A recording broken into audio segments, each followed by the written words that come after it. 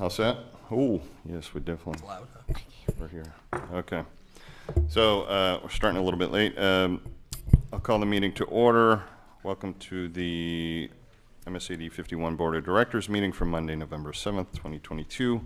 We're starting at 5:30 just so we can have an executive session, but the regular part of the meeting we will hold until 6 o'clock. And we did that just so that you folks didn't have to hang around, but you're here. That's great. Moving on to our first, did I say November 7th? December 5th, how's that? All right. So, moving on to the first item for action. Do I hear a motion? It can be that. I'll take it. So I move to enter executive session to consult with legal counsel pursuant to State Statute 1 MRSA 4056E. Thank you, Tom. Do I hear a second? I'll second. Thank you, Vanessa. Okay, further discussion?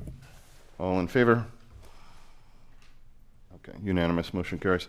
So we're going to leave and go to the art room. You guys can hang out here and we'll be back. And if we're back early, we will hold it until 6 o'clock because we've got other people coming, including the jazz band. So we'll be back. Over there. I'm on full house tonight.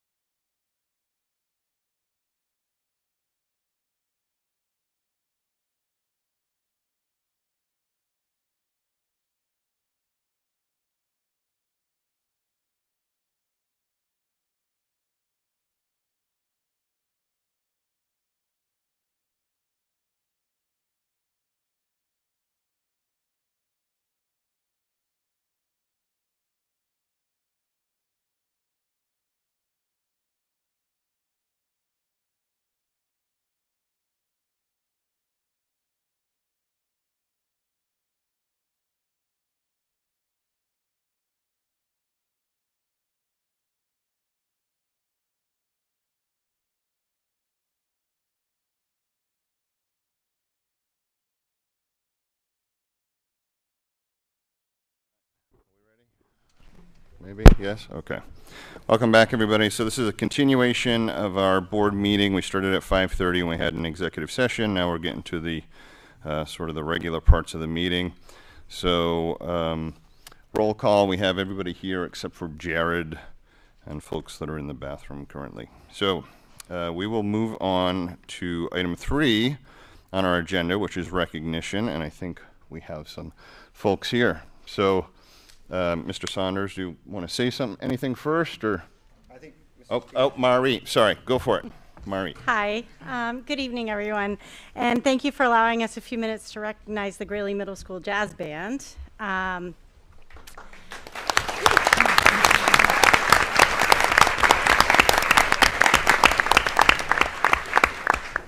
So these students typically meet outside of the school day under the direction of Barry Saunders, and their work is beyond the typical commitment of participating in our middle school band. Often they can be found in the band room before school, jamming together. Several of them even participated in the Portland Porch Fest this September, which was pretty amazing.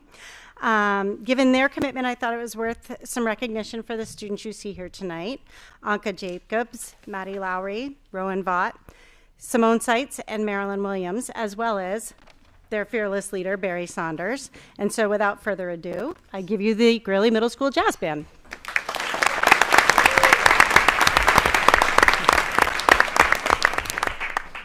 One, two, three.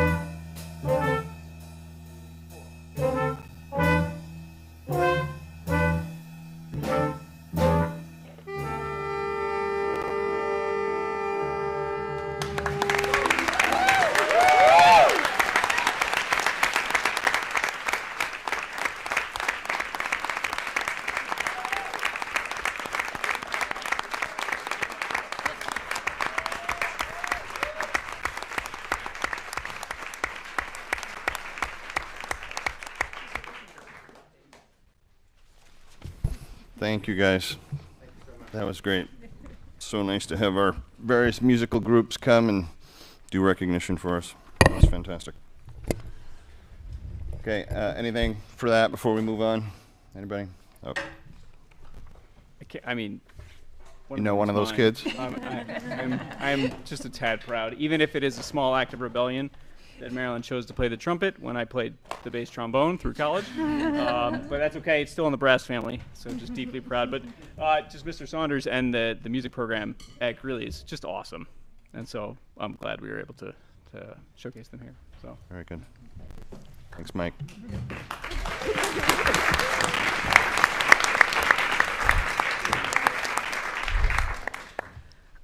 I just wanted to say that we've had a lot of fun working in jazz band with, I mean, all of these great musicians are wonderful to play with. And I mean, Mr. Saunders is a great teacher too. So I just wanted to say thank you. And yeah, just jazz band's a lot of fun. And I mean, we love it.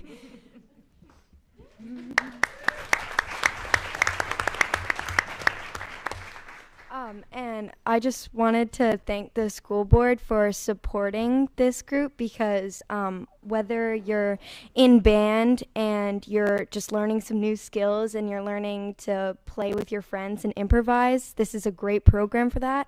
And if you haven't played an instrument before and you're starting out with percussion or anything, it's just great for that. And it's a great starting point because everyone there is just so respectful, and it's just a really nice feeling to come home and after you've been in this great program that can just connect your fun social life with your school life.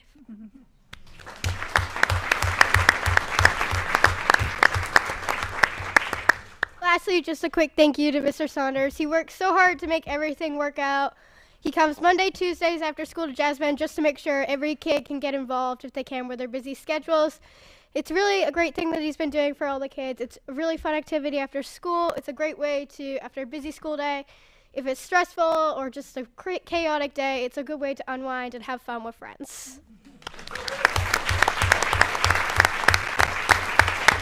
Yeah. Thank you all. Well done. Okay, moving on to item 4. We've got 3 items for approval of minutes. Without objection, I'll take them as a group. I reviewed them, so no issues, but if there's further amendments, let me know. so moved. Thank you, Mike. Is there a second? I'll second. Thank you, Kim. Was that Kim? That was Kim. Okay, further discussion? Okay, all in favor? All opposed? Motion carries unanimous. Thank you. All right, so we'll move on to public comment, item number 5. How many people here plan to speak tonight? Okay, and how many people have statements that are more than 3 minutes likely? Good. All right. So I'm not a fan of interrupting, so statements, the policy is they're 3 minutes, so if you can just be respectful of that. So we'll open up public comment at this time, and come on up and introduce yourself and speak, please.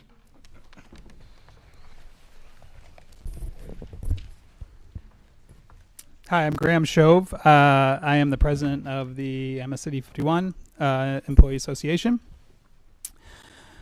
That's a tough act to follow, that jazz band, though. Jeez, they were great. It's so great to see not just ESPs, ed techs, and secretaries in this crowd, but I see a ton of teachers. I see community members, and it's just amazing to see everybody come out and support this wonderful group of people. The educators of this district value and have a great connection to this community. We do our best to nurture the children of the community. We believe this community values us as well, and we see that through the hundreds of interactions we have with families and other community members. Broadly speaking, employment contracts are value statements. They define the relationship between the district and this group of employees, and they speak to the value in which the district holds these employees. Right now, ESPs in the district are depending on each of you to help us work towards a contract that reflects their value to this community. We believe the community values the educators of this district. That is why we chose to work here. Let us move forward towards something that all parties can believe in, a contract that accurately reflects the community's value of ESPs in the district. Let us find ways in which we can provide a living wage for ESPs and finally give them the dignity that they deserve. 40% of surveyed ESPs hold second jobs during the school year just to make ends meet. We do not need to proceed under an adversarial framework. We can work together to make sure this district does the right thing for people under its care. When we do that, educators from far and wide will seek this place out, and we will build an even stronger community. We can show educators that they can earn a living wage here, that they can have dignity in the profession here, that they are valued here. As your children need support from ESPs to succeed, so too do ESPs need your support to succeed. As you ask ESPs to care for your family, so too must you care for theirs. We have a responsibility to each other, a responsibility on which the success of this community depends. We look to the board as leaders of the community to rise to this responsibility. Thank you.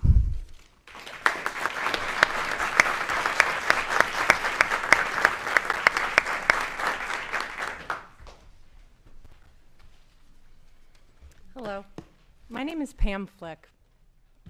I'm an ed tech in your school. I was hired about 1.5 years ago.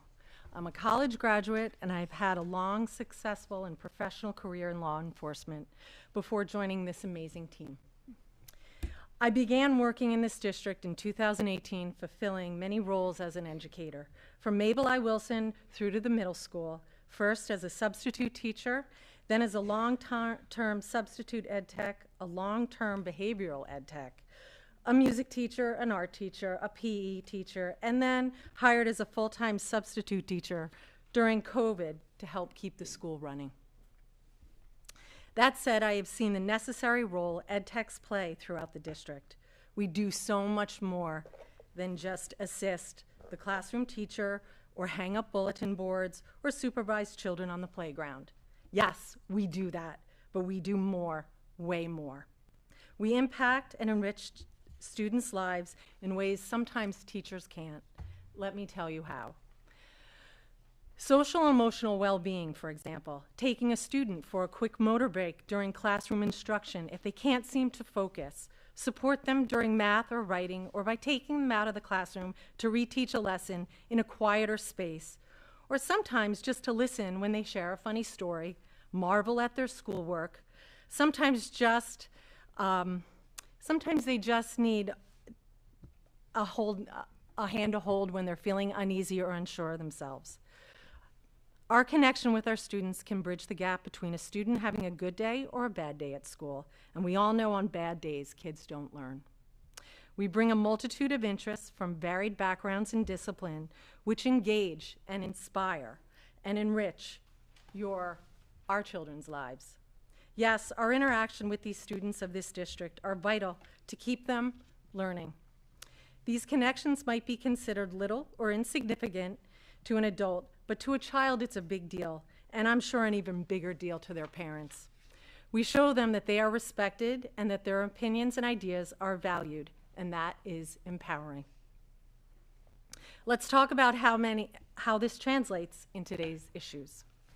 Members of the school board, by listening to me in the same manner I listen to my students at school, it shows you that the ed techs of this district need to and deserve to be treated with the same respect. Frankly, this situation, it feels like a slap in the face to us and our mission. It's utterly needless. Sure, we can find jobs in other better paying districts, but we choose to stay here. We are loyal, we've been through so much together, and we love working together and believe in this district and its families. We are a team. Ending this contract dispute will show me and the ed techs that the job we do is valued and respected, that we as people are valued and respected. We're talking the difference of $70,000 in the budget, a total increase of approximately 100 employees, or $700 an employee. You should agree that this is a small but vital investment in our kids' future. I fail to see the administration's argument here. I ask you, please, agree to our request. We are worth the 7% in salary, the increase of one teacher's salary, just one, for a job that is not easily replaceable. The Red House has chosen to hire 10 social workers and specialists to fulfill the current ed tech vacancies. That's 9 more teachers' salaries, or an additional $500,000. I don't get that math.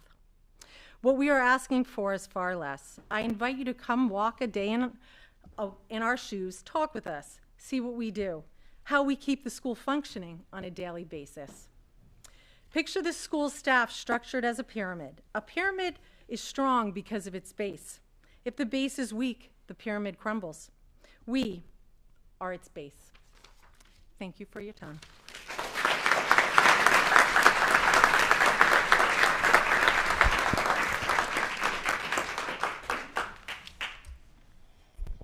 Hi, I'm Ingrid Vanny, and I have been working in this district for the past 8 years. Most of those years as a regular Ed Tech 3 in grades 4 or 5, and last year as a classroom teacher. I'm disheartened and discouraged that I have to stand here and speak to this issue tonight. My comments are not directed toward building administration, as this is a higher level issue. I don't know if most people are aware that the Ed Tech 3 position, which applies to most Ed Techs in our district, requires a minimum of 90 credit hours from a college or university. This is equivalent to 3 years of higher education, which means many Ed Techs like me have college degrees. It is not a position you can apply for without these credentials. In the 8 years I've been here, the job description of a regular Ed Tech has not changed, but the actual role of many Ed Techs has, especially over the last 2 years. Our role has turned into covering for positions on a regular basis that the district is unable to fill, such as substitutes and behavior positions. Every time we get pulled to cover these open positions, students in classrooms don't receive the support that we are hired to provide them. I spent 9 of the first 23 school days this year subbing as a classroom teacher.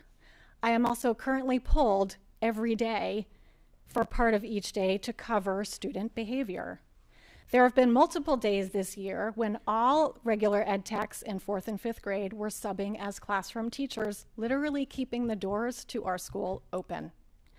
Each time this happens, we're not providing the RTI Tier 2 and 3 support to our students. This is happening due to the district being unable to attract support staff at the current pay rates. The district is telling us that we are not worth approximately $70,000. This is less than 0.1% of the overall budget. And yet they've been able to find the funds to add 10 new professional and teaching positions to help cover the open Ed Tech roles they have been unable to fill. First of all, how is this a financially sound decision? And second of all, how do you think that makes the approximately 100 support staff in this district feel? Morale is lower, people's well-being and levels of stress continue to be affected, and employees, especially now knowing the details of this situation, don't feel valued for the above and beyond work we have been providing for an extended period of time. We see the recent pay increases in other districts in our area that have decided to do the right thing. I know of colleagues who have left strictly for higher pay. I've heard the words expendable and replaceable referring to Ed Tech roles in this district. Maybe that's how some feel, but that no longer holds true in today's educational climate. What happens when more Ed Techs and office staff leave this district to go work in higher paying districts, and our district continues to be unable to fill the current multiple job openings? Our students will continue to lack the support they should be provided. At some point, repeated thank yous is no longer enough. Just because something hasn't been done in the past doesn't mean it's not the right thing moving forward. Honestly, this truly is about the district deciding to make financially sound decisions to take care of your employees, and most importantly, to ensure that our students have the resources they need to succeed. Thank you.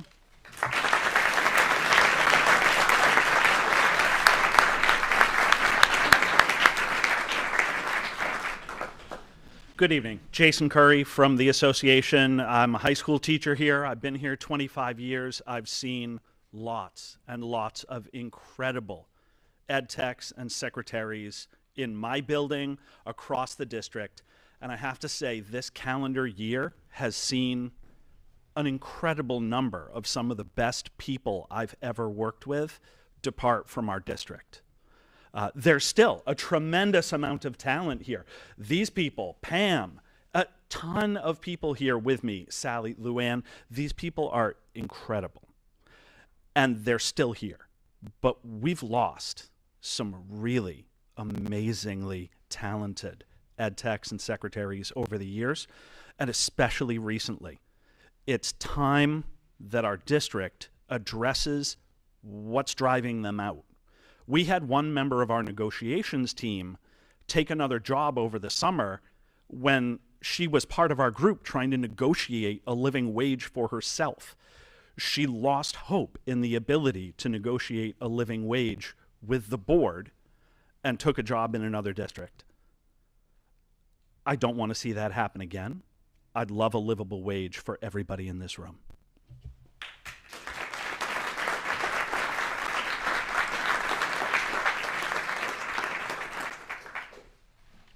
Bring this down a couple notches. There we go. Hi, my name is Abby Eisenhuth, a science teacher at Greeley Middle School. I am here tonight to support the educational support professionals, our ESPs, who are seeking a fair contract. Our district's ESPs are an integral part of the success of our students and our schools. ESPs support our students not only academically, but behaviorally, socially, and emotionally. They work to help our students be successful in the classroom, cafeteria, halls, and on the playground. They form meaningful connections with both staff and students. I have one student that I rarely see smile, but who will light up when she sees one of our ESPs in the morning. They not only help our students reach their goals, but the relationships they form at times can be the reason a student will attend school that day. As a teacher with classes of 23 to 24 students, I cannot tell you how incredibly helpful it is to have an extra person in the room to assist students. It doesn't happen often, but when it does, I feel I can be a better teacher to my students with the assistance of an ESP. I also find it quite amazing the amount of curriculum they learn to support different content areas in different grade levels. Their plan can change at the drop of a hat each day, and our ESPs take on that challenge willingly. I had to leave early one day this year to pick up a child from daycare at the last minute, and not only did one of our ESPs step in to teach my classes for the rest of the day, but my students raved about her after. I'll make my message about our school's secretaries short and sweet. They literally run our schools.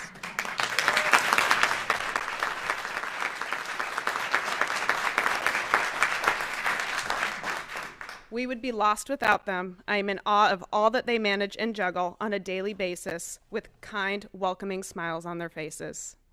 Our district's ESPs deserve a fair contract and a living wage. They do so much for our schools. I feel that if they were compensated fairly, we would retain our amazing ESPs that we currently have at a higher rate, and we would attract more to our district in the future. Please consider these points as you work to develop a fair contract for our district's ESPs. Thank you for your time.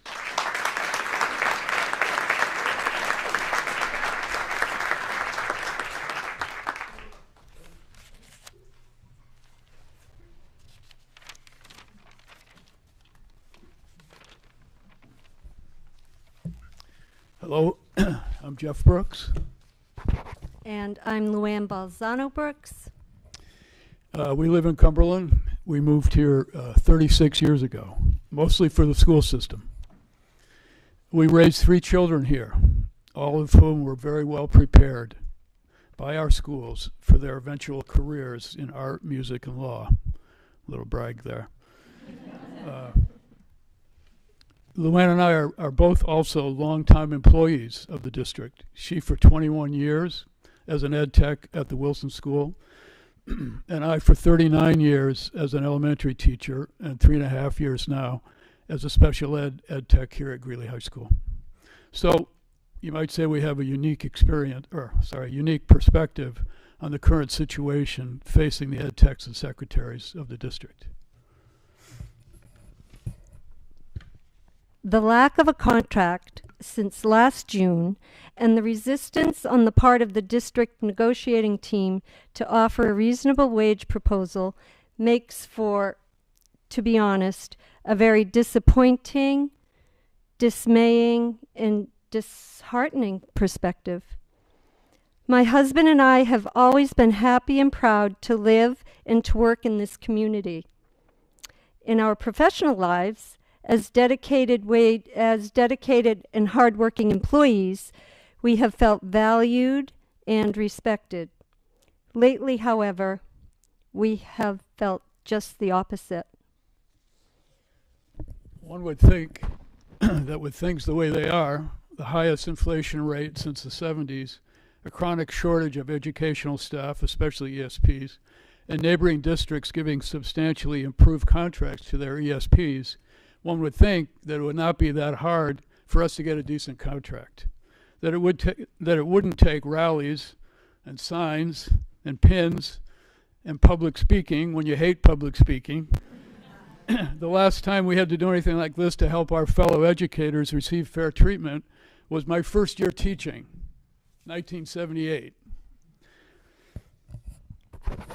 So, from our perspective, it's a sorry state of affairs, and we ask you, members of the board, to please acquaint yourselves with how negotiations have been proceeding, and ask yourselves if you agree that a wage increase of 2.5% to 3% is fair and reasonable when inflation is at 7 to 8%. We ESPs and the students we support every day, the teachers we support every day, and the administrators that we support every day, we will thank you.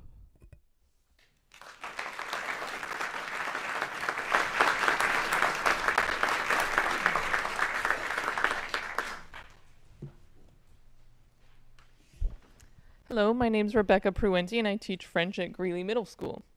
I'm here tonight to speak to the importance of offering a fair contract to our ESPs. Ed techs and secretaries fill a complex and critical role in Greeley's functioning. They are the scaffolding upon which our schools are built. Scheduling, staffing, attendance, supplies, our secretaries manage all of this. They are the underpaid security guards and the first people students and visitors see when they arrive at our school each day. Our ed techs teach full classes, small groups, work one-on-one with kids. They provide individualized attention to students, offering academic and social support. They talk with and represent students in our restorative practices circles. They often know students better than any other adult in our district.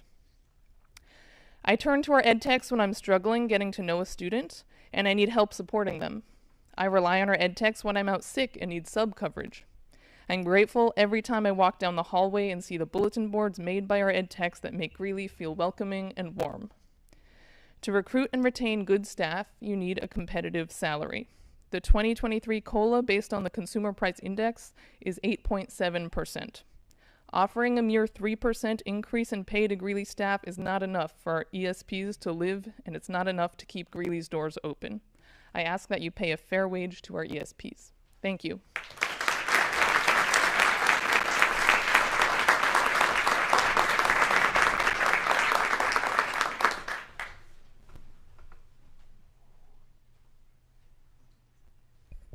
Hi, I'm Peter Scott. I'm one of the social workers at the high school. And if I'm doing my math correctly, I believe this is my 15th year. I didn't plan to speak tonight, but I kind of came up with something in the car on the way over. I was thinking back to my job interview when I first became employed here, and I went into the office of Superintendent Hassan, and he kind of asked me a few tough questions. And one of the things he said, you know, Peter, will you stick around long enough to become part of the fabric of our community?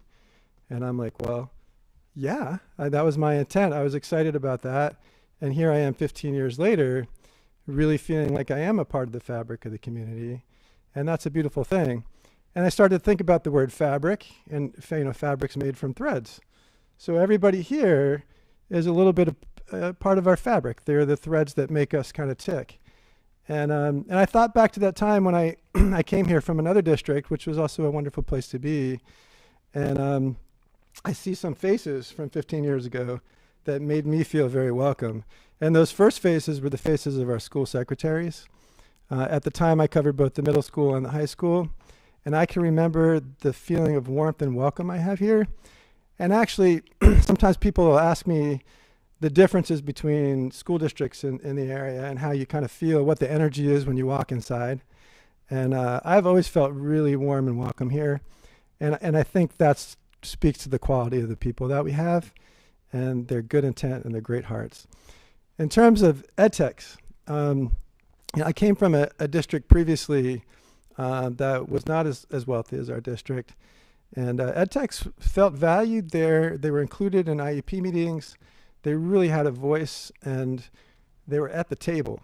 And I've always kind of felt here that our ed techs are at the table, but they're sort of the silent partner. And I want to honor them tonight because I really feel like my job wouldn't go as well. I know my colleagues' job wouldn't go as well. And most importantly, I really feel like our students wouldn't be served as well without their vital support. I can see some eyes here that I see most every day, and I know how hard they work. From the life skills ed techs who oftentimes are in the bathroom with students, helping them to do what they need to do, to ed techs who have skills in chemistry and math, who are helping higher level students achieve. And also, I will say there's been several students who have graduated for lack of talented ed tech support. They probably wouldn't have graduated. It's vital. So that's my word. I really feel like we're a fabric, and that includes everybody here on the board as well, some of whom I know, and I really do appreciate you listening, and that's what I had to say. So.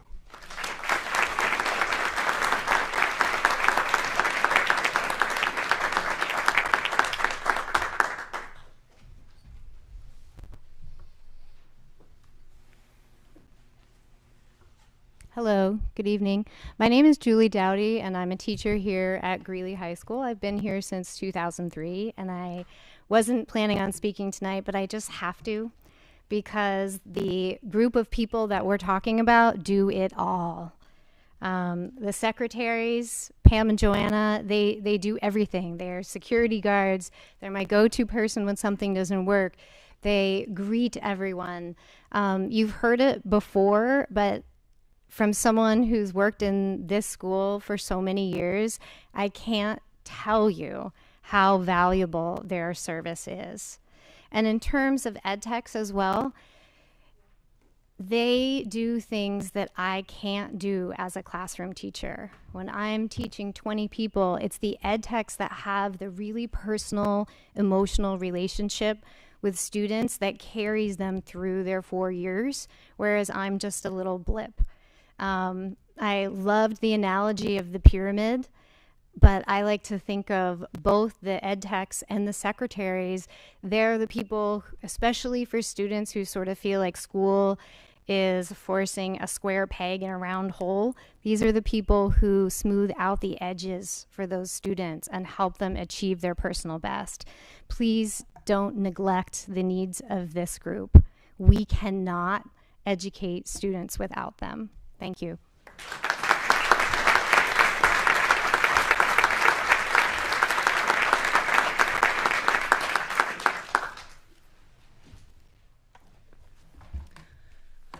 Hello. My name is Sabrina Booza Ramsey. I have been working as a special ed tech for the MSAD 51 for 17 years. I am also married to a bus driver and maintenance man, all-around good guy, Bo Ramsey. A lot of people know him. So we really feel like we are a Greeley support staff family. And I like what you said, Peter. We feel like we are part of the fabric of this community.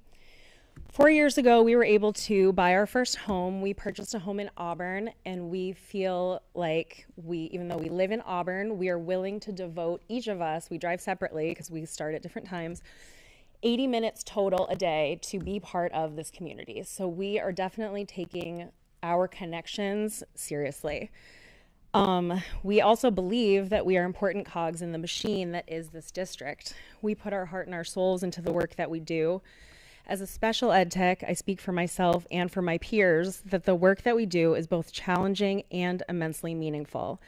I have chosen to do it each day for all of these years because I believe in it, but I also bring experience, specialized skills, and heart to the hands-on work that I do. Those skills and that heart deserves more than the occasional verbal thanks from my superiors that I am appreciated. Those skills and that heart deserves meaningful, economically appropriate financial compensation. What I and my coworkers bring to the table of the services performed by this district is valuable and worthy of fair pay. We stand among you tonight, the support staff, and that is what we do. We support you. We hold you up. We scaffold the work that you do in other sectors of how our district runs. And by doing perhaps less visible but not less meaningful, hands-on, heartfelt, student-centered work with the children of this community, some of whom are our most vulnerable of learners. We make the teachers, specialists, and administrators, we make what they do possible. Frankly, we make you look good. Please show us with a fair and meaningful financial recognition that in this changing economy, our important work is also important to you. We support you. Please support us.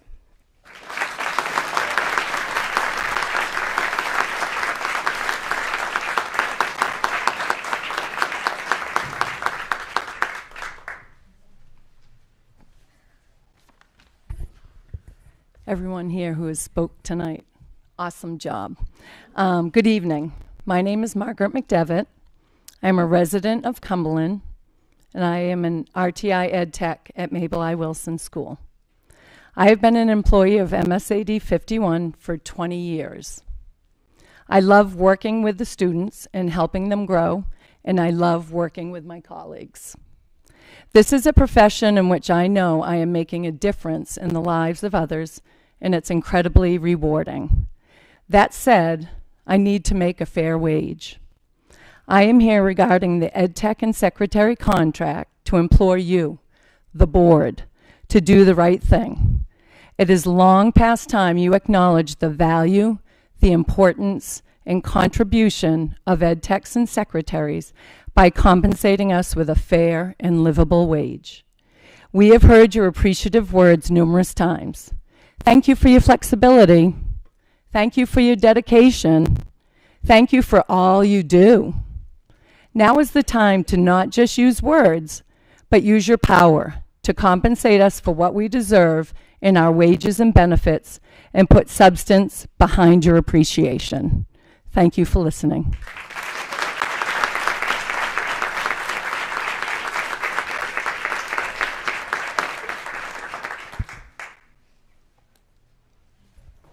Hi, my name is Sally Hunter.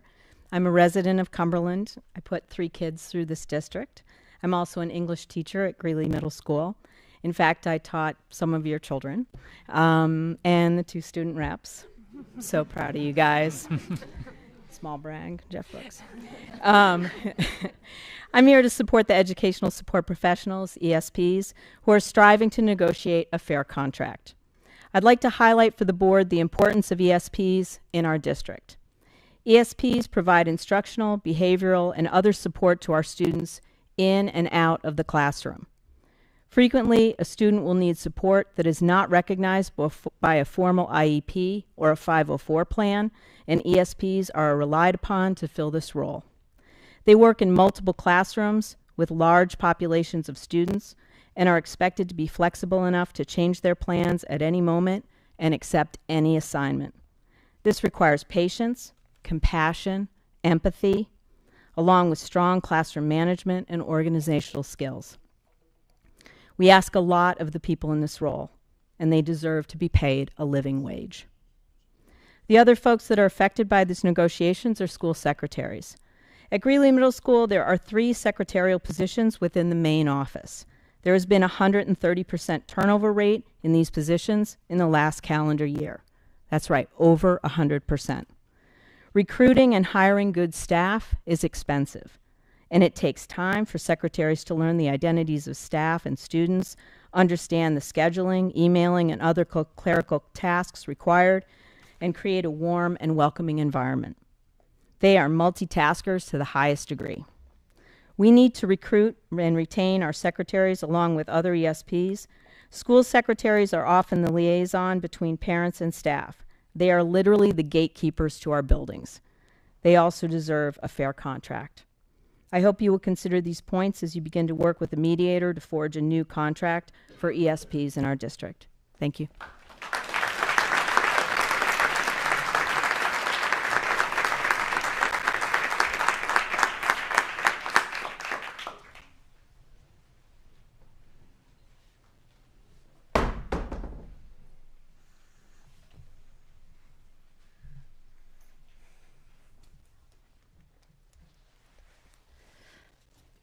My name is Linda Robb. I'm a resident of Cumberland and an ed tech. I have been an ed tech 3 for Cumberland School District for 20 years. I taught as a math teacher for several years before moving into this area and raising a family. It was my choice. I've done it all. I've done short-term, daily sub, long-term subbing. You name it, I've done it.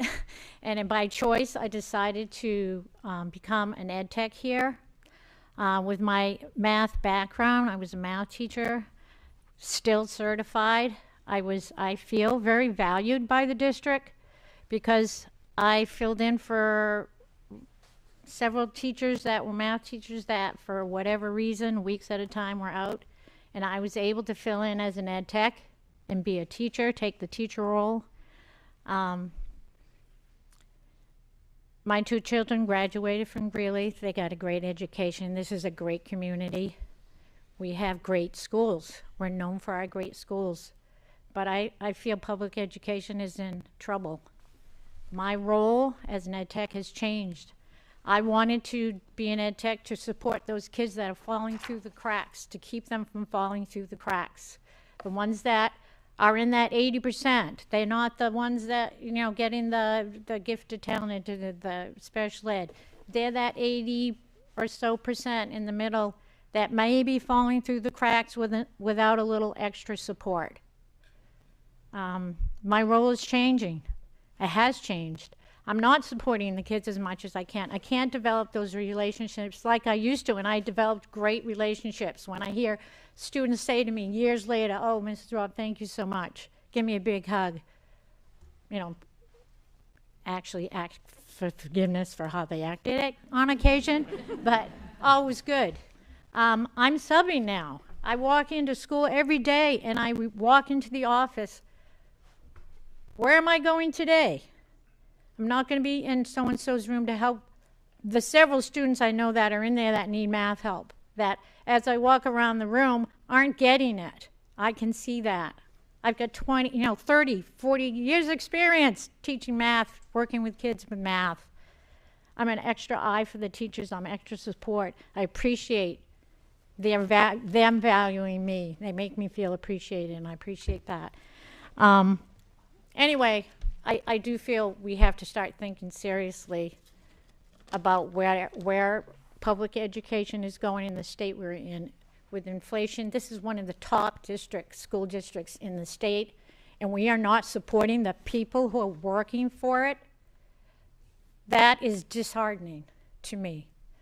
For my years here, we've never had an issue with support for our ed techs or anybody working in education like we do now.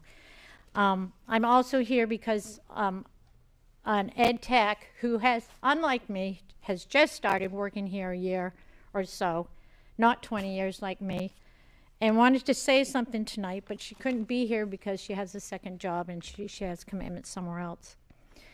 So this is from her. Hello, my name is Samantha Lemonlin. I'm an EdTech 3 at GMS in the base program. I'm not able to attend this meeting tonight, but I wanted to share my thoughts regarding the contract. This job is hard. It's not easy managing student behaviors while you're running around to different classes over 3 different grades in a school as large as this one. I hardly have time to take lunch because students need support or teachers need support. I think ed techs are often overlooked and seen as extras, but I have many general education teachers tell me often how hard my job is and how vital we are to keeping this school running. I know wages are being discussed and we are asking for at least a 6% increase. My present wage simply does not cover my living expenses. I'm in my mid-20s and I must work a second job to keep my head above water. I am also in graduate school, which is a job in itself. Between my two jobs, I have not had a day off in over a month and a half. This is not a choice, but a necessity for me. I cannot live on my EdTech income alone. I also have graduate school to pay for as well, and I'm grateful that the school pays for 2 classes a year, but I take 6 classes a year, so that is another expense that I'm paying for. I think we have a very difficult job, and not many people realize that, and all we do to help students succeed in their learning. 6% is fair. If you want to keep college-educated people who truly love what they do, then I think 6% is minimal, and in the grand scheme of things. This is a simple task, and this decision should have been made maybe months ago. I almost did not return this year because it put me in financial distress. If I worked my other job full-time, I would not have to worry about my financial standing. I only came back because I love working with students, as do I, and that's why I've been doing this as long as I have. But I love being in the school, and I actually need to be in a school for my graduate program. I must say, if I was not in graduate school, I am afraid I may have taken a year off. This is a sad reality, but as the cost of living goes up, incomes need to go up as well. Thank you for listening, and I hope you take this all into consideration. This is a person who wants to go into education. She's starting her career. I'm about to end mine. Do we want people starting the profession this way? I know too many people that started in teaching and left it after a couple of years. This is a problem for our country. Not just MSAD 51, but we're one of the best school districts in the state. And if we don't support it, who's going to support it? That's my question, and that's my concern. It's just very disheartening as an educator for all the years I've been working. Thank you for your time.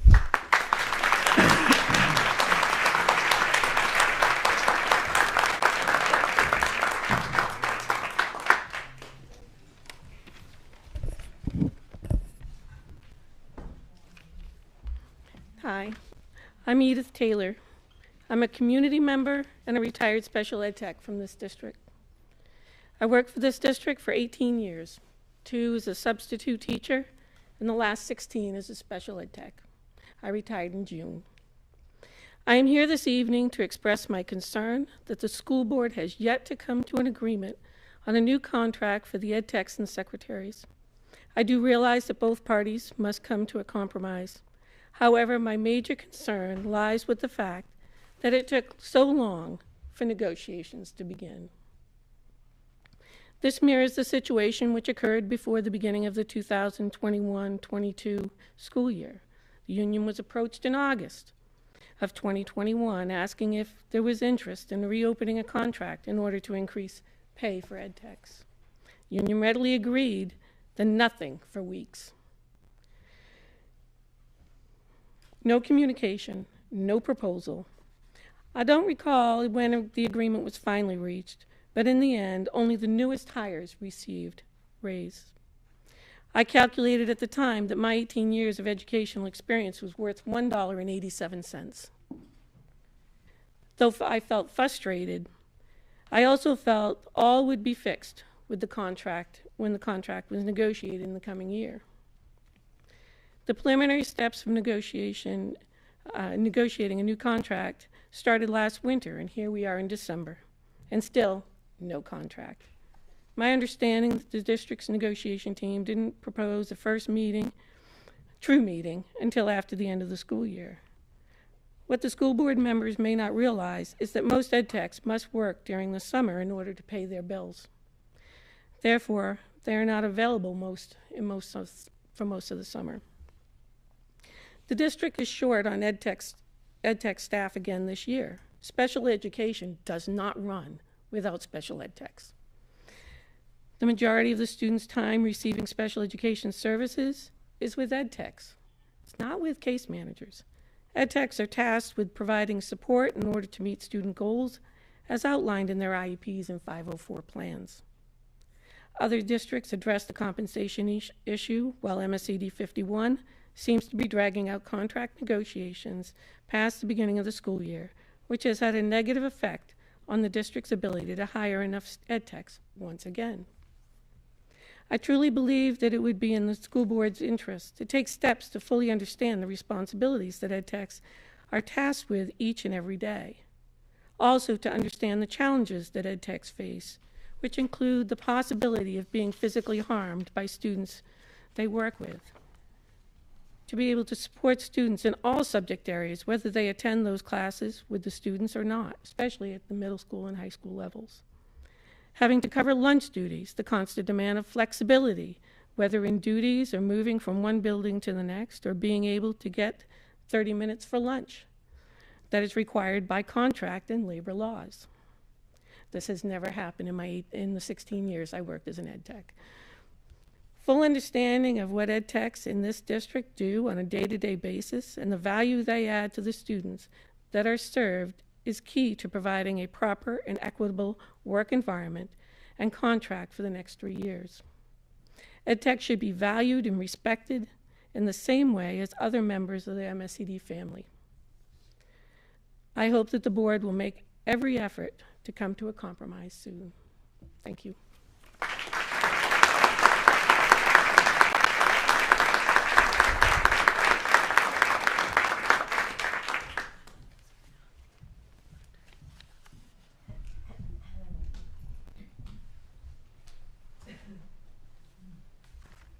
I think I'm the last one, right? My name is Kathleen Savoy. Thank you so much for having us here and for taking the time to listen to everybody's impassioned offerings tonight. I'm a new hire this year as an Ed Tech 3 at the Greeley Middle School. I would like to start by saying this about the administrative managers, I like to call them, or secretaries, at our Greeley Middle School. I witness their multitasking every morning without fail. It does not go unnoticed. I watch as they manage more things at once than most people do in a day. Things like managing communications for athletic teams, being the go-between between parents, coaches, and kids, and assigning teachers with clubs, activities, field trips, and special events. Not only that, but they create daily slides of birthdays, lunch menus, and reminders for the kids in the little middle. On top of answering the incessantly ringing phones, knowing every child in school, and greeting people who arrive to our building with what I would like to call effervescence. Jess Windsor. They are the first and last, they are the first in, and last out every single day, or at least as far as I notice. They deserve a wage that not only covers their cost of living, but that rewards them for being so willing and so able to continue to show up in an environment where they have been sorely disregarded when it comes to money. Now for me. I think there's been a running joke, which may have turned into an actual perception of what we do in a day that equates to a lot of time organizing, designing, and implementing bulletin boards. Truth be told, though, I do love a good bulletin board. But I do think that it's best if I share a tiny morsel of my job, which isn't in the description. I'm an ed tech for grades 6 through 8, though I spend a significant amount of my time with 6th graders, which honestly fills my heart as I know what type of transition this is for these children. And it's a time for them as they are learning so much on top of moving through the mysteries of pre-teendom and middle school in general.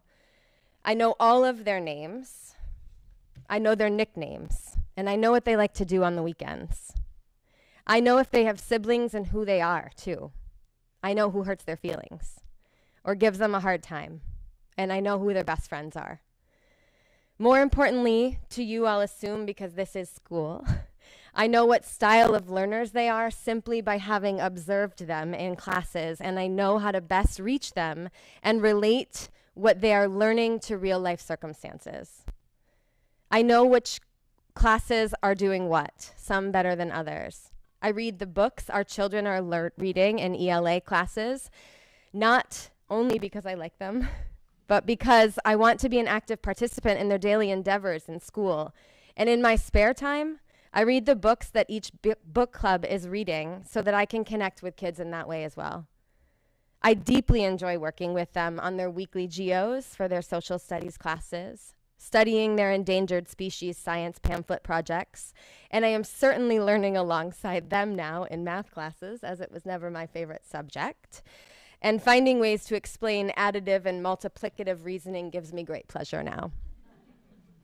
All that said, because of the nature of my job, we move on a dime most of the time, as we are not only short-staffed as ed techs, but have a hard time getting coverage for substitutes in the school as well. A lot of the time is much needed. My time that is much needed is now being covered, and the kids, this time is stolen from the kids who actually need my help. The reality is there are a small percentage of students that thrive without needing extra support and can work without questions on any assignments given to them.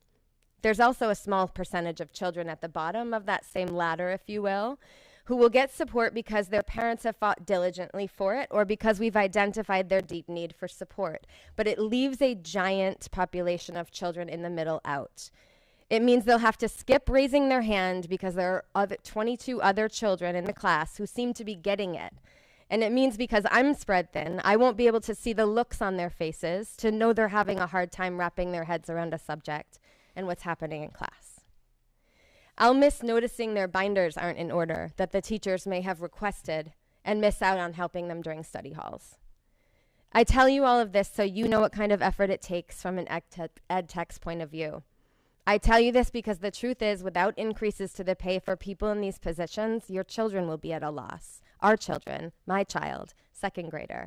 He's 7 years old. I want to be there when he comes through.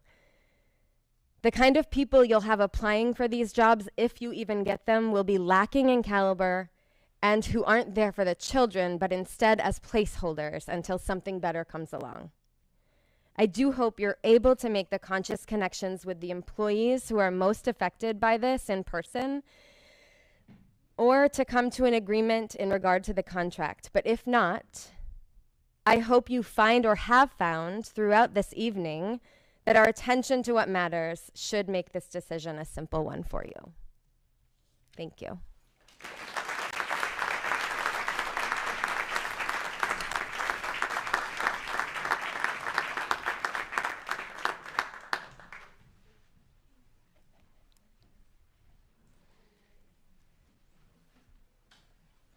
Hi, I'm Mark Phillips. I've been teaching here since '87. Math is not my subject, so don't know how long that is. 97, sorry, 97. So you guys have patiently listened to all this testimony about all the things that ESPs do, and that's great. But you may still be thinking that you can just fill the gaps left by departing ESPs by hiring new SPs at the lower rate that we currently offer. But that misses an important point. Linda Robb mentioned how former students will stop her and thank her for helping them along the way. To build that kind of relationship, the kind of relationship that makes a difference with students, we have to retain the great ESPs we currently have for years to come. And we have to offer at least a livable wage to potential new staff. It's not right to assume these great people will keep showing up day after day. Please do not take advantage of the good nature of the ESPs in this district. Thank you.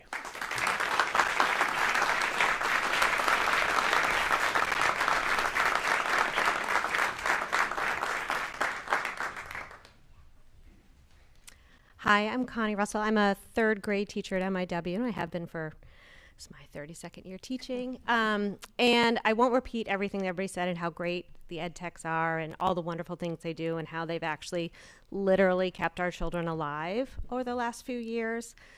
I guess what I want to say is tonight, as I left school after showing up to school and not having the copiers work and having issues with this and everything kind of going wrong, which is our usual day, and usually the ed techs have to step in and help out with all that.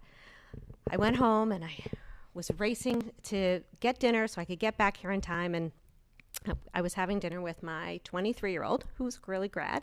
Both of my sons are. I live in town. And he looked down, he said, "Mom, what's that button? Wait, what meeting are you going to?" And I watched his face, and it was the first time that I really felt embarrassed. I didn't want to talk to him about it. I didn't want to say, this is what is happening in our town. And he's like, wait a second. How long have they been without a contract? He was livid, and I thought, why is this so hard for me to discuss with him? And I think it's because this has always felt like a place that we can be proud of, and I was ashamed. I was really ashamed to talk to my son about what was happening here, and I just wanted you to hear that perspective from a Greeley grad who he just was like, "What are you talking about?" And I think he's heard the national dialogue and the issues around staffing, and I think to hear that it's affecting us here at home, because it does affect all of us. The staffing shortages, they are critical. All of the people, the bus drivers, the lunch people, have kept your children alive the last few years, have kept the schools running. And it's hard when you can't look your own kids in the eye and say, we're really doing the best we can, because we're not right now, because we can do better by our ESPs and our secretaries. Thanks.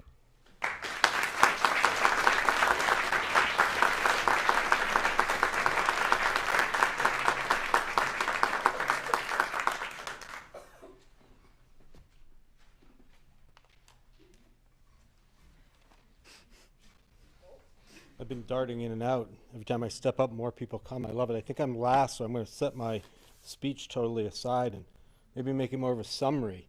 I'm Pete Gillingham. I'm an 8th grade social studies teacher, 30 years in education, so I've worked with ed techs at all different kinds of levels. And I'm kind of frustrated and at the same time hopeful that we're at this place. The ESP contract, I would hope we can move forward and come up with a reasonable compromise. But I was surprised we were here after the COVID, what I call COVID teaching, and I know we still have COVID and we're still kind of in it. The folks who saved us was everybody stepping up and working hard. But I come early to work, and the secretaries, when they're circled around a desk, they're circled around the desk before the people arrive because there weren't subs to open the building. And everybody pitched in, but it was the ed techs that were sent all over the place away from their original job. That's what bothered me. The secretaries, they should be master Rubik Cube solvers, because they would just come up with these elaborate schedules to keep the school open. Even when we thought it should close, like, how are we going to do this? They stayed open. I would think at this point we'd be rewarding them. I say to my students in social studies, you have to be careful of the lens you look through. What is the information that's coming to you? And I would encourage all of us to expand our lens. We might have a perspective. The school board has a perspective. The folks listening at home have a perspective. But I say expand our lens. And let's do our best to not move down a road that becomes more expensive and spends more money. Let's make a reasonable decision now, which will save us money, but more importantly, will help us educate the kids. And when you look through your lens, whether it's narrow or wide, what's at the end of the lens are our students. So whenever we're making a hard decision, let's put the spreadsheet aside, the inflation aside, the interest rates aside, our feelings aside for a second, and think, why are we here? Why are we all here? As we look through our lens, we're here for the kids. So I would encourage everyone to step forward and do the best they can to come up with a compromise. I think that's the best move forward. Thank you.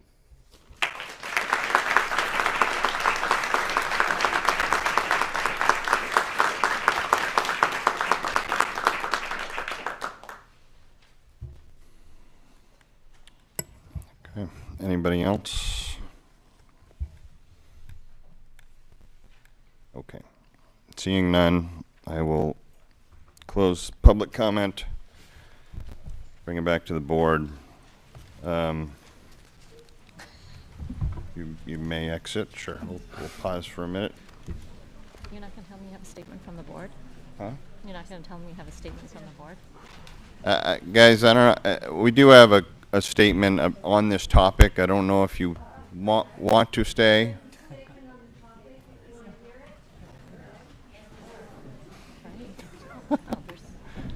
And the rest of the meeting is super exciting too, if you want to stay for that.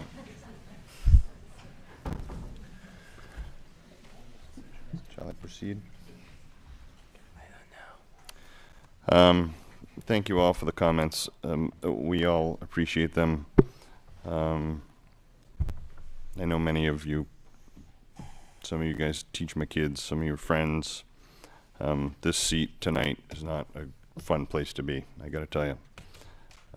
My wife's a teacher. I understand what it takes to keep a school running, and I agree with much of what has been said up here tonight. I share in the frustrations, and I've been in the room in the negotiations. Our ed techs are amazing, and there's a lot of factors to weigh. So prior to hearing all these comments, we figured there would be a lot of people here tonight, and we prepared a statement on this topic in general with the negotiations team and with our district attorneys. And so some of the points in here, obviously we cannot respond to everything that was brought up tonight here, because I would probably just agree with some of it, a lot of it. But there are some points in here that can add some insight. So it's 2 pages. I apologize. On behalf of the board, I want to share some further perspective regarding the current labor negotiations for our school secretaries, education technicians, and library technicians. As you might know, we are currently in negotiations for a successor collective bargaining agreement to the agreement that expired in June of this year. Along with Scott Poulin and Julie Olson for administration, Ann and myself are on the district's negotiation committee representing the board. The process started many months ago, and we will soon enter a mediation phase of the process, a process we welcome to move things along. First, these are not empty comments, I promise you. We want to acknowledge our appreciation for all of our staff, very much including our secretaries, ed techs, and library technicians of all types.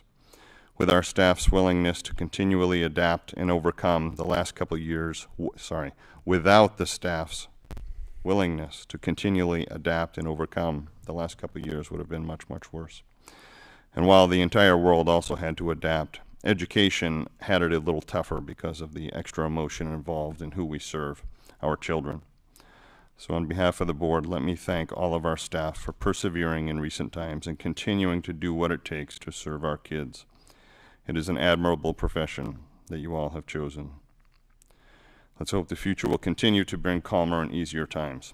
I'm optimistic. Related to our appreciation of our ed techs, library technicians, and secretaries, we of course want to pay them more. We want them to stay, feel valued, and continue to make Greeley what it is. As part of this process and as board members, we must balance all costs and benefits for individuals as much as possible, as well as for the entire district and the citizens of our 2 towns. That can be difficult to find the right balance, especially in our volatile financial climate. While we believe that negotiations should happen at the negotiation table, given the statements recently made by the association, reluctantly we will respond here publicly so that our community may be informed. We are disappointed with the materials sent out by the association we are disappointed that the materials sent out by the association are not an accurate portrayal of what has occurred over the last many months. For decades, the district has engaged in negotiations with the association using a collaborative problem-solving bargaining method, which allows the two parties to work collaboratively toward each other's shared interests. This time, the association opted to move away from that model and use a traditional bargaining method. This method forces the parties to approach each other at arm's length and speak only in terms of their own interests. This method of negotiation is necessarily more adversarial than the one that we have used in the past, and has contributed to the longer time frame as well as fostered a more contentious atmosphere. To have to use this method of negotiation has been disappointing and frustrating. This is a key point. We are disappointed by the information that has been generated by the association regarding negotiations. For example, the flyer the association shared via email states that the association began these negotiations by proposing a wage increase of, quote, about 7%. That is simply not true. And as well, it ignores many other items that would also impact the cost to the district. In fact, we conservatively estimate that the association's wage proposal would result in an increase in one budget year of about $216,000 in wages. The association's proposal would also result in the board increasing its contribution to employer health insurance premiums. Based on this year's numbers, this would result in the board paying between about $5,000 to $10,000 more in insurance premiums per year per employee who receives insurance through the district.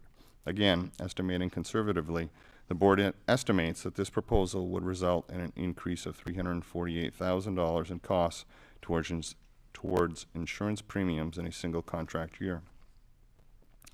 Further, the association has proposed many other wage escalators and new pay entitlements, such as expanded vacation time, cash in lieu for those who decline health insurance, paid duty-free lunches, and wage escalators for employees who substitute or fail to receive prep time. The board estimates that these incentives alone would cost the district about $453,000 and amount to an 18.6% increase in net pay for members of this bargaining unit. Taken collectively, we estimate that this proposal would amount to a budget increase of just over $1 million in the first year of the contract. This is a total increase not of about 7%, but rather about 33% of total compensation for this unit. Again, these numbers are on the conservative side of a range and could be much higher. I'll point out as well that the first year of this contract would be in the year we are already in, and so relies on the financial budget that was finalized and approved back in June. In addition to these requests, which we do not believe that the community could support, the board is concerned with how some of the association's proposal would affect its ability to provide the best education for our students. For example, their proposal would remove the district's ability to transfer educational technicians based on the needs of students and require that such transfers be determined instead by seniority of the employee.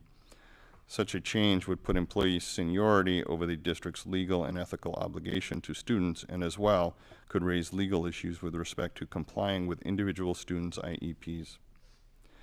The association's proposal would also reduce employees' probationary periods by 75%, which would dramatically reduce the administration's ability to assess new staff before determining if they are performing up to expectations. We regret that these negotiations have become contentious. We share in the association's frustration that no agreement has yet been reached, and we look forward to resolving our differences in mediation. We are committed to rewarding our employees' hard work and providing our staff with competitive compensation while maintaining the standards and expectations of our Greeley community. Thank you.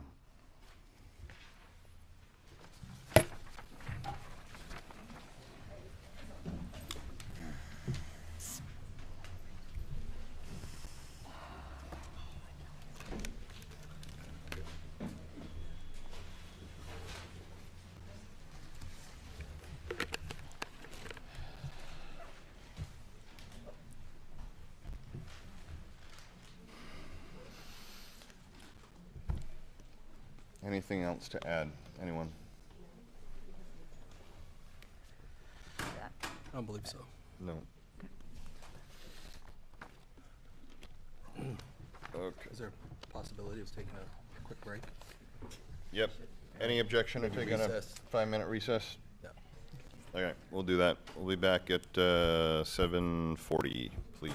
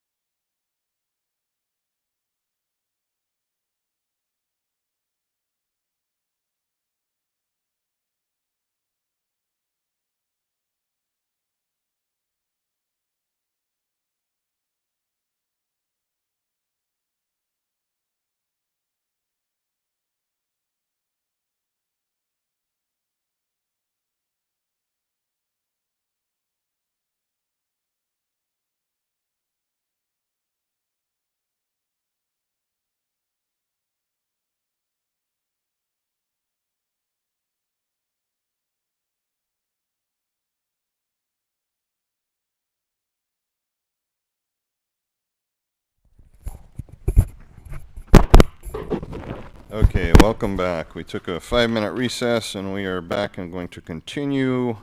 There are no presentations tonight, so we'll move on to 7 items for action. Do I hear a motion?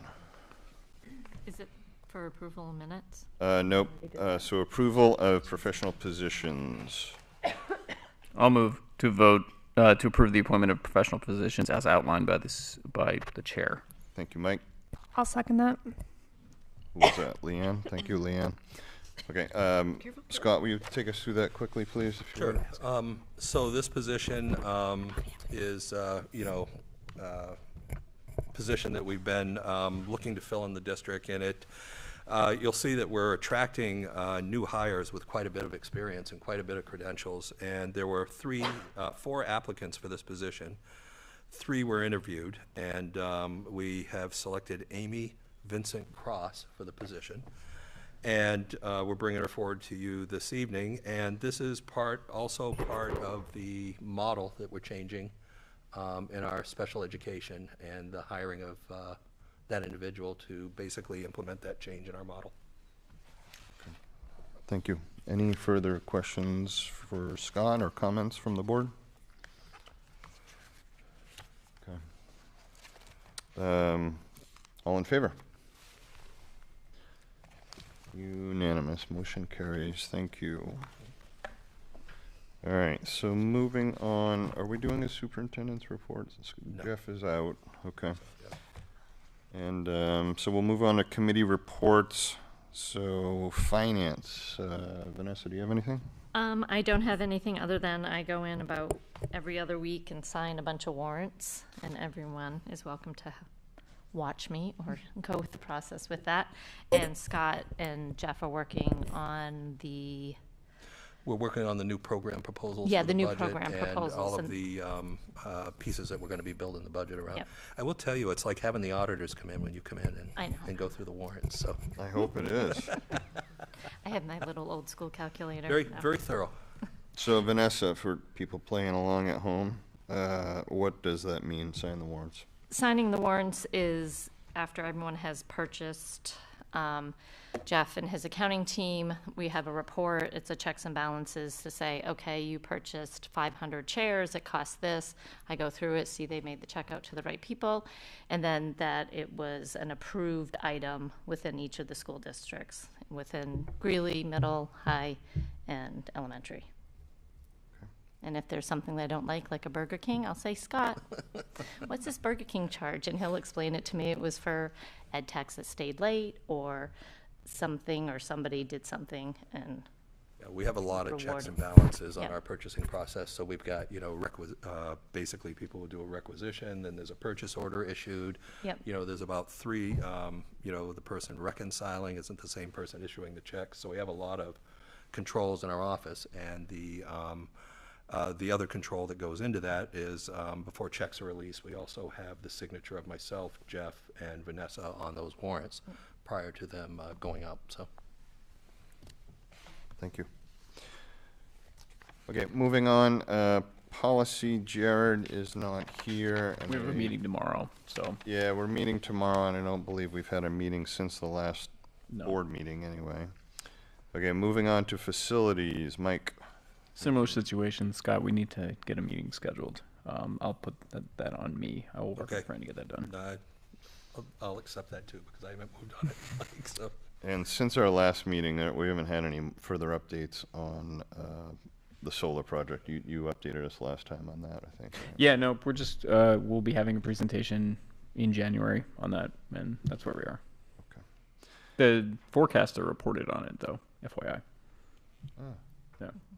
Is there a link to it? Is it online? Yeah, I can send it to you. It actually was just sort of a readout of our last board meeting of some facilities discussions about the school, like what we're doing next with overcrowding, and then the solar project. Good, thank you. We will, facilities, we'll need to discuss too the additional modulars. Yeah. I've reached out to 2 companies around those modular and a portable, both around that. So we'll need to discuss those and then bring those forward to the board later. are you prepared tonight to give a little overview of what we're thinking? Sure. As far as, Sure. I know we're talking about taking out some singles and replacing. Yeah, I don't have the full cost at this point. That's one of the proposals that I'm waiting on. We're looking to either have the new modulars stick built, and basically look to lease purchase them over time and own them at the end of that period, or lease from the one portable company in the state that schools use is Schiavi. I mean, that's the other one. But what we're looking at is taking the 2 individual modulars that are behind Mabel I. Wilson School. Those are the 2-room units, not the 10-room cluster, but the 2-room units, and adding another 10-room cluster similar to the one that's already there. What we'd like to do is take both of those and push them down on the left field fence line or an area similar to that, be able to free up the playground and rebuild the playground in order to provide appropriate space for the students as we've had increased enrollment and growth. So basically Tuttletown would have work done on it, and also the paving and the area out back would be redone and repaved from where the modulars have disrupted those. So we gain that additional playground space and not disrupt the ball field too much, because the field would still be available, but we'd be taking up some space along the infield and along the left field line. So we still gain that space. And the road as well? Well, we don't know about the road yet. We're thinking there's a possibility about that, but right now this is our short-term solution right now. Then we're also looking at a 10-room cluster to replace the 3 modular units that currently exist at the middle school. And those modulars would also, like the ones at MIW, contain bathrooms in them, which currently the ones at the middle school do not contain bathrooms. So we'll be looking to upgrade those. So that'll also require bringing sewer and water out to those modulars.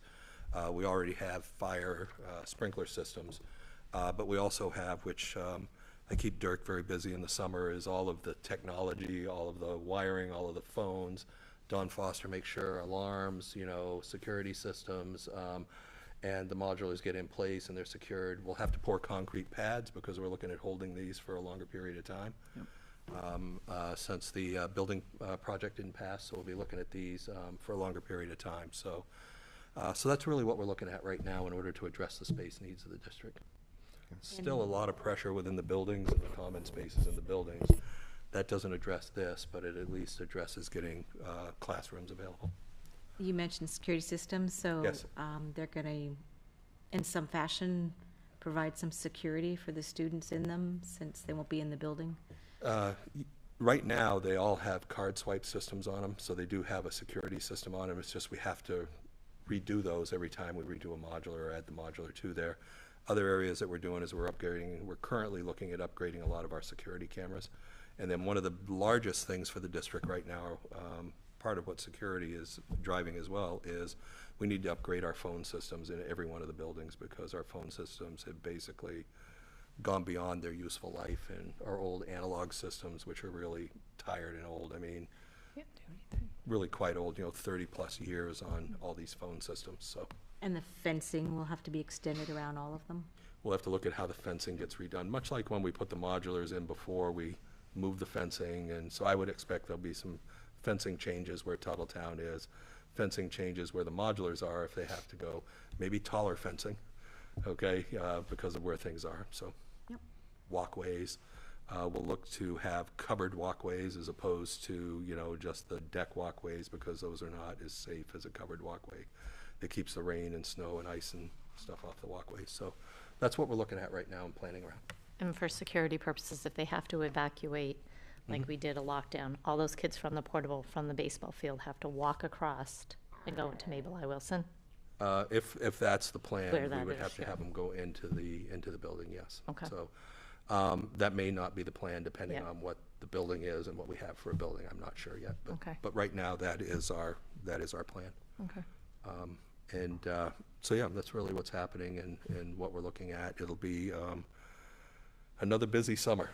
Okay, so it seems like every summer is doing that. And of course, we have funds in our undesignated fund balance, which we'll be asking the community to approve at our district budget meeting to basically fund whatever we need to do for those capital projects.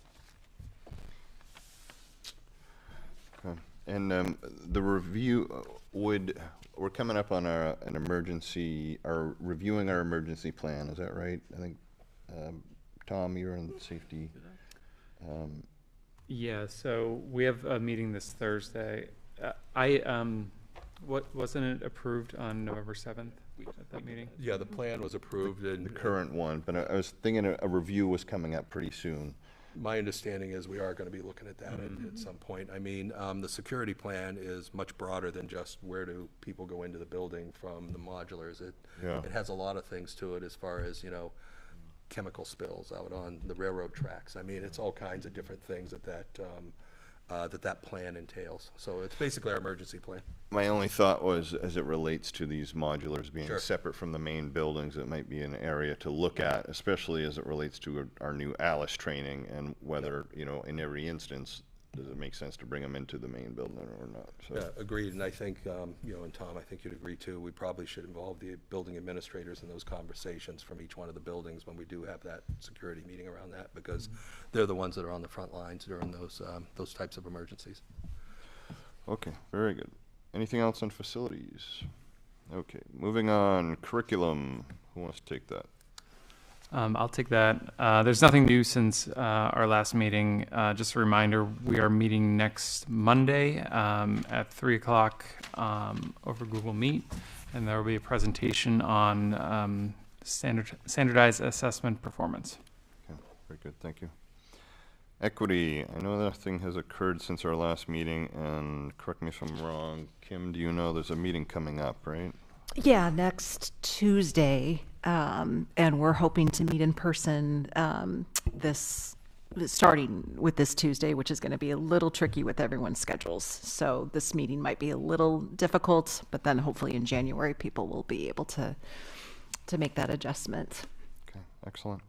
Student reports. Who wants to go first? First, if you want. I'll go first.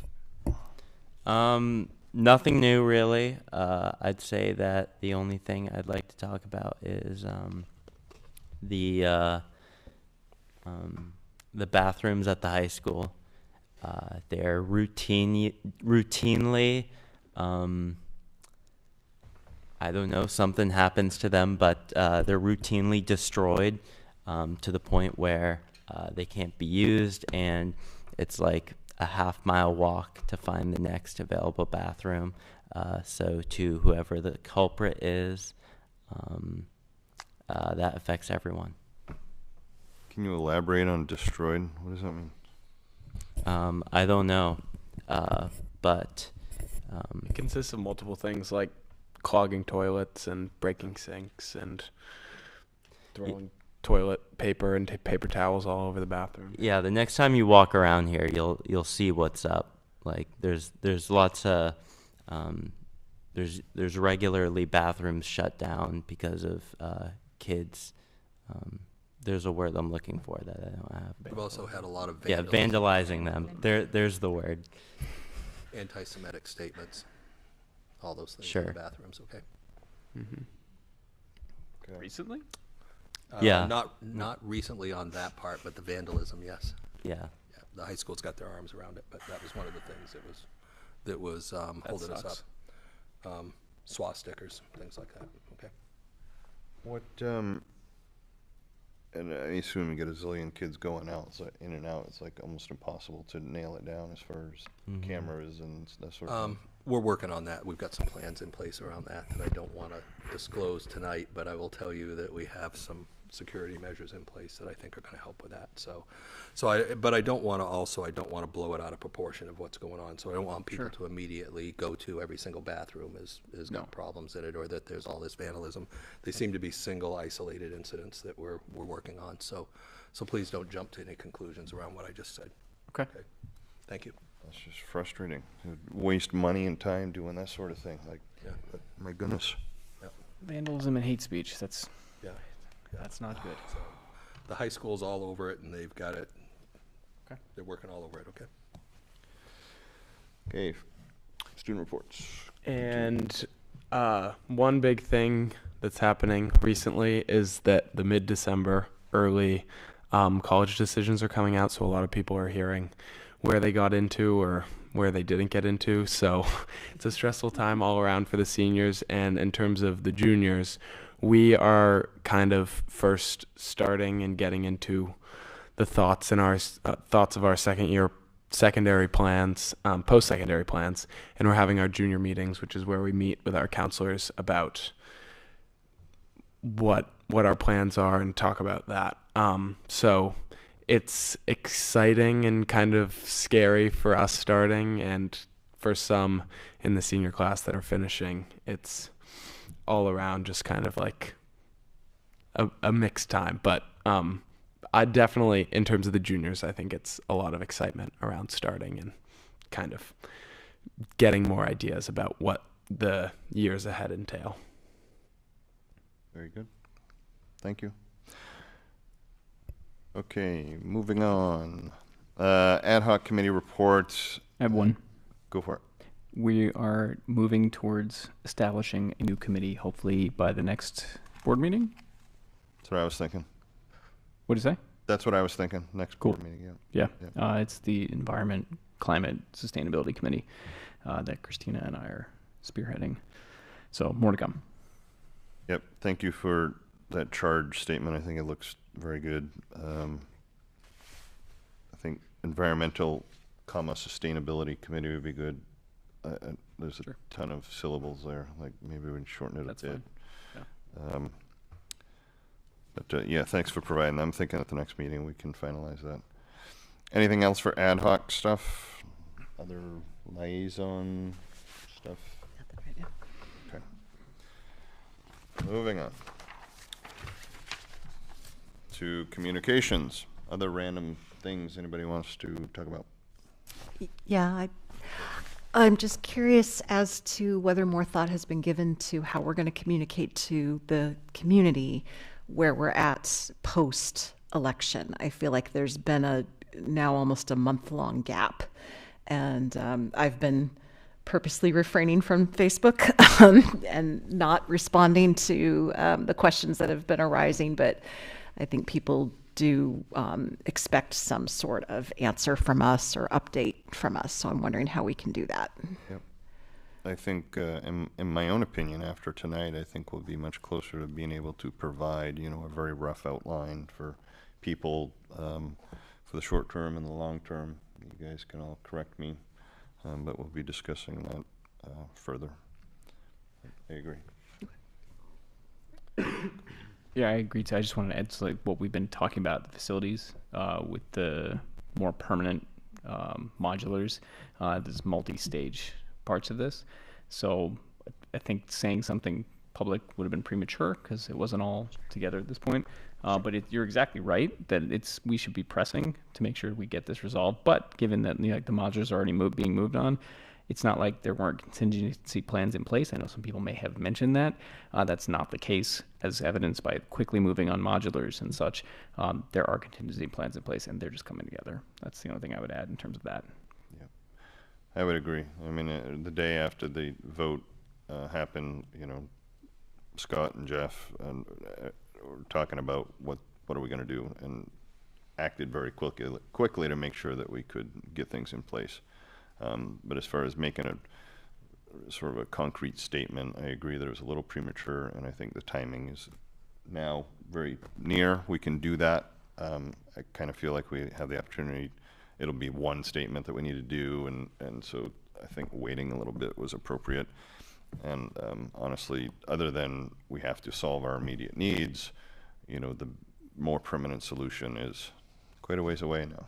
So we got a little bit of time. Yep. But I agree, we'll communicate to the community very soon. Other stuff for communications. Okay. Moving on to our second grouping of items for action. Do I hear a motion? I vote to enter executive session, discuss property acquisitions pursuant to state statute MRSA 405-6C. Thank you, Vanessa. I'll second. Thank you, Anne. Discussion on the matter. All in favor? Unanimous. Motion carries. Thank you. So